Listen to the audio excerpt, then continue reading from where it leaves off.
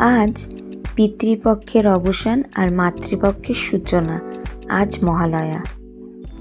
আর এই মহালয়ার সকালে চণ্ডীপাঠ শুনে মনেই হয়ে যায় যে পুজো আর কটা দিন। সকাল সকাল তনয় আর আমি দুজনে চলে আসলাম মহানন্দার ঘাটে, কারণ তনয় আজকে প্রথমবার তর্পণ করবে। আর আমার বড় ননসও চলে এসেছে ঘাটে। আজকে আমার বড় ননস আর তনয় দুজনে একসাথে তর্পণ করবে। তো ওরা আগেই চলে এসেছিল, আমাদের হয়ে গেছিল একটু লেট।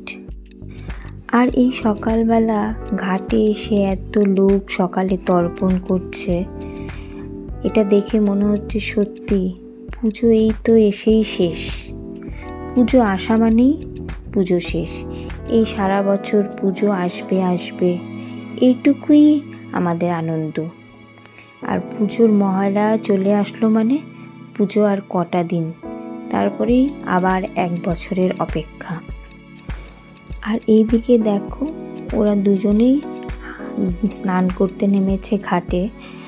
আর এই দুজনই ভীষণ ভীতু, স্নান করবে কি দাঁড়িয়ে আছে। দিদিভাই কোনো মতে ডুব দিয়েছে, আর তনয়কে তো ডুব দেওয়ানোই যাচ্ছিল না, ওকে বলে বলে বলে বলে তারপর ডুব দিয়েছে। আর দিদিভাই পাশ থেকে গায়ে জল দিয়ে দিচ্ছে। স্নান সেরে ওরা শুরু করলো তর্পণ করা। কৃষ্ণ পরমপদ সদা পশ্যন্তি সুরায়া দেবেবা চক্ষুরাতম নমা অপবিত্র পবিত্র বা সর্বাবস্থান যতো বিবা ইয়াসরে কুণ্ডলিকাক্ষং সভ্যন্তরিষুচি ওম বিষ্ণু ওম বিষ্ণু ওম বিষ্ণু নমঃ। কুরুক্ষেত্র গয়া গঙ্গা প্রভাসা পুষ্করাণি চ তীর্থন্যেতানি তানি পুণ্যানি তর্পণকালে ভবন্তি নমঃ।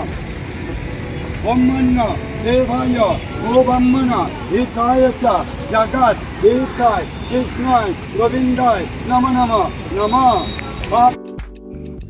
তো ওরা তর্পণ করছে, আর দেখো সবাই মিলে একসাথে দাঁড়িয়ে তর্পণ করছে। এটা দেখতেও কিন্তু খুব ভালো লাগছে। আর তর্পণ শেষে এই যে সূর্যকে প্রণাম সেরে ওরা ঘাটে চলে আসলো।